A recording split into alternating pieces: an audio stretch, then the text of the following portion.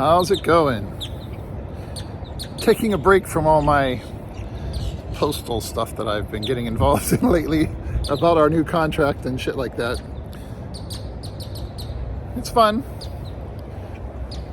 People get on your channel and comment on it and engage with you and bitch about how stupid you are, how they don't agree.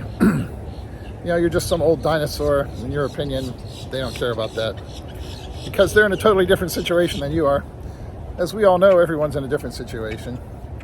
We've been having a lot of shit going on with the new contract that they reached a tentative agreement about at the post office. So I've made some videos about both sides of the coin, you know, the good and the bad. But you got a lot of people that think that just because they need more money in their life, that the job that they're at should give them a big giant raise to give them what they need. When they knew, when they took the job, what the fuck they were going to be making, you know? I don't know. I mean, I understand that everybody wants more and they'd like to be able to get it from the job where they're at. But they knew what they were making when they took the job. And then they want to bitch about it and act like they're being ripped off or something. You know, if you don't like the job and you don't like what you're making, find another job, you know? If it's not that easy to find another job, then maybe the one you've got is not that fucking bad, you know? I don't know why people can't figure that out. If the job they have is so horrible and they can't stand it, then maybe they should have gotten a different job. If they can't find one, then, well, maybe then that means that that's just where they're at. Must be a better situation than where they would be elsewhere, you know? But they still want to fucking bitch about it, so... Anyways, enough of that. Everybody's life is what it is, you know? Everyone's in a different situation. One guy was commenting about how I was talking about how I was feeding my cats, you know? I was at the store buying some cat food.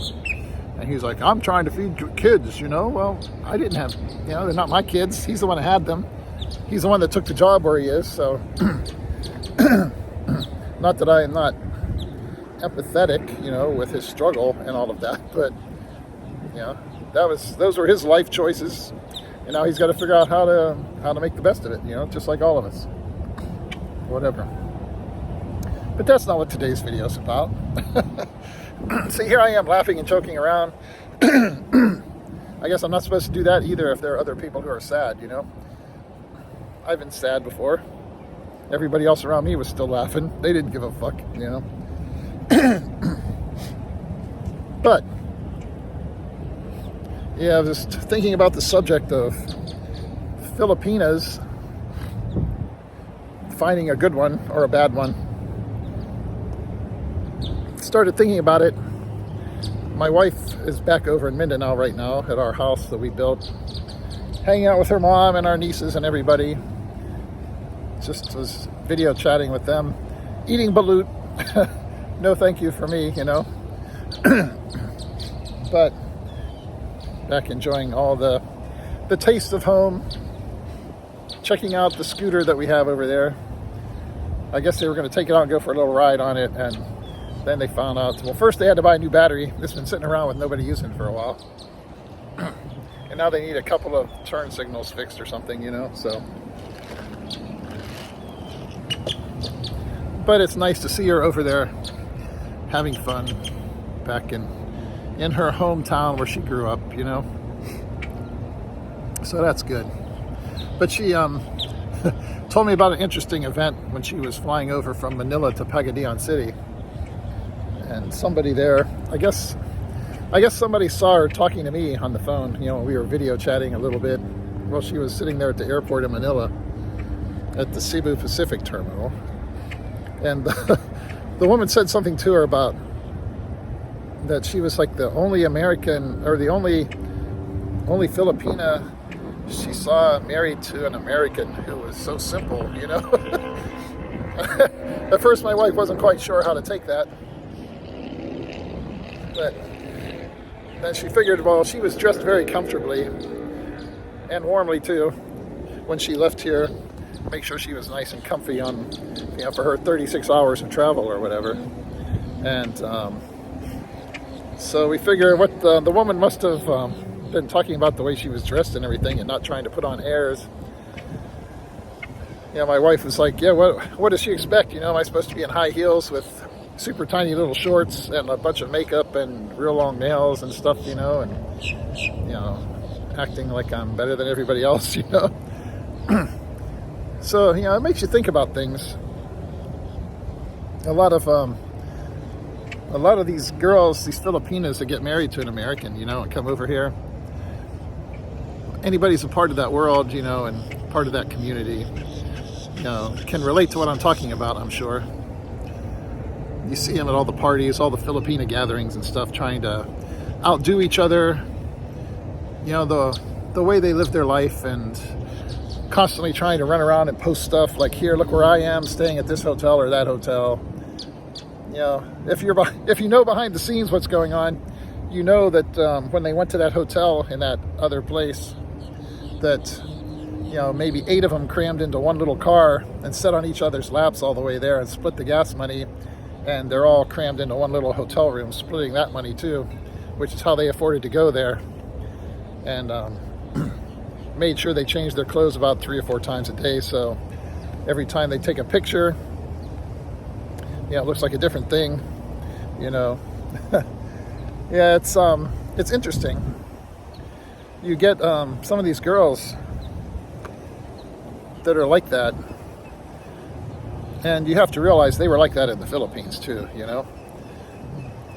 There's that constant rat race to try and outdo each other with who has the most, or look at this, I have this new thing, or this new phone, or this new whatever kind of gadget that their American bought for them.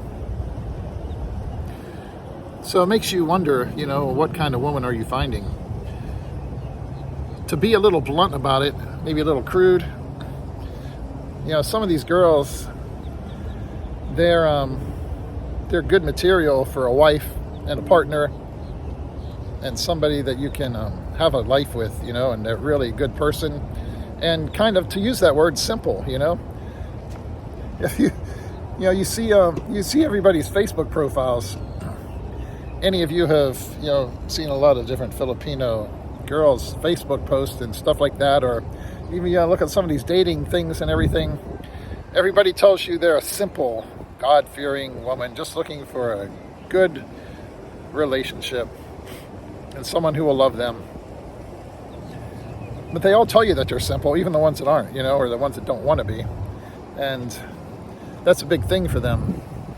But it's interesting if you find somebody who actually does turn out to be that way, and just a good-hearted person, just wants to live their life, get along with people and be nice. Then on the other hand, you've got these girls who, quite bluntly, and as I say, maybe a little bit crudely, are willing to spread their legs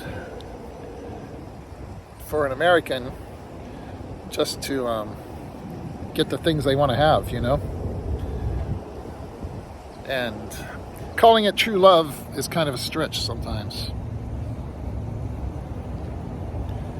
And unfortunately, since so many of them are really good actresses, Oscar caliber actresses, some of them, you know, sometimes you don't find out until it's a little bit too late. Hopefully you find out before you're actually married to them or something like that. But if it's someone who's really like that, you're probably not going to be married to them for long anyways. We see people like that over here. You know, they get married, they come over here, or they come over here on a fiancé visa and get married just so they can stay here. And then once they've got their green card and everything, it's like, see you later, buddy. I'm going out to party now with all my, you know, Filipina girlfriends, and find me another guy who can maybe give me more, you know. And, hey, that's life, you know. You roll the dice and you take your chances how it's going to come up. Maybe it'll come up a winner and maybe a loser. Even if you marry someone from here in the United States, you know, look at how many, you know, marriages end in divorce and stuff like that. You know, that's why you got so many guys talking about how they want to go find a traditional girl in the Philippines, you know, instead of an American girl over here. I personally can't, I don't see the way some guys trash all these American girls. As I've said before, these are our mothers and sisters and daughters and stuff that everybody's trashing. And maybe there's something appealing to a lot of American guys about finding, as a British expat in the Philippines likes to say, some little pint-sized, beautiful brown-skinned girl to have on their arm. But I grew up surrounded by blondes, blue eyes. My brother and my sister, a lot of our relatives, friends, that's the way they were. And growing up in the countryside of Pennsylvania, and for sure the area where I came from, man, it was whiter than white. It was no variety. So as a kid, I always liked, you turn on the Miss Universe competition or whatever, I was always rooting for Miss Columbia or some Asian girl to win or something. A lot of us, of course, you grow up finding that nice brown skin and dark hair and everything quite exotic and different from where you are at the moment. And as somebody who used to look out the window at the snow drifts that lasted all winter and read National Geographic about beautiful island girls in Tahiti and stuff, there's a certain romance to that idea. For me personally, at the stage of my life when I got involved with the whole Filipino adventure, it wasn't something I was actually looking for at the time. I just kind of fell into it. But certainly I found out that I loved it once I had the chance to get over there and see the place and be around the people. And I do love that, kind of simple lifestyle there. A lot of times in some of the places I've been over there, it's I feel like I'm back in my childhood here in America, back in the 60s and 70s growing up,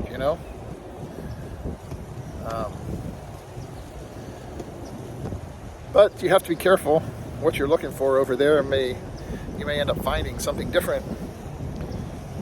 A lot of the guys that go over there, of course, they're not really looking to get hooked up permanently with anyone.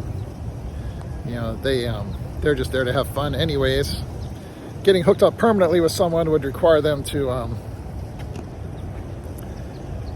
maybe lose control someday of their pension or whatever. Their primary concern in life, once you get to a certain point and you don't have a lot, is making sure that you don't lose that.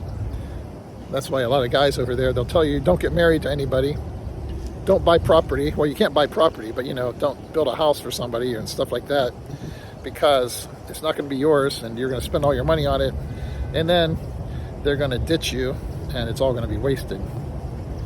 So you have a very defensive attitude that some guys go over there anyways.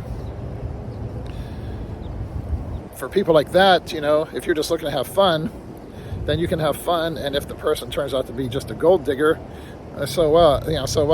Just, it's a transaction anyways.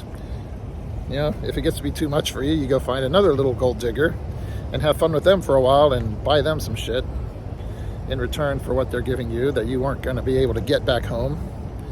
Because let's face it, back here in America, you're a 70-year-old guy, you're not going to have hot, petite young college girls throwing themselves at you just because you bought them a couple of things or a new cell phone, And that's why a lot of guys are over there, to put it bluntly.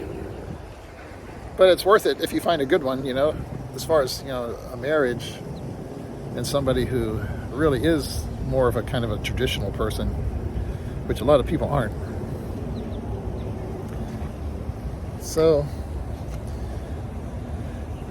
that's my little thought for the day. After talking to my wife about her little experience, somebody's kind of surprised, I guess. She came over here to America, got married to an American guy, and not just back there trying to put on airs and impress everybody with, look at me, I'm better than you. And there's a lot of that over there, that crab mentality people talk about all the time. By the way, early voting started today in Florida, and I voted. do my civic duty. This is going to be an important one this year, so it'll be interesting to see how it all turns out. Some of you have seen my other videos that I made, in the recent past. Probably know kind of how I was leaning, because there's a lot of crazy stuff going on. And oh well. Certainly, even though I plan to move to the Philippines someday, I'm still an American, and who knows how things are going to work. Am I going to end up spending all of my time in the Philippines or whatever, Still an American citizen, and my life is tied to how America goes. And just in terms of preserving some kind of civil, sane, intelligent society here in America for future generations, it'd be nice. Maybe I'll have to make another video about some stuff like that while I'm here making videos. Anyways, those are my rambling thoughts about find yourself a good Filipina. Even other people will be impressed by them.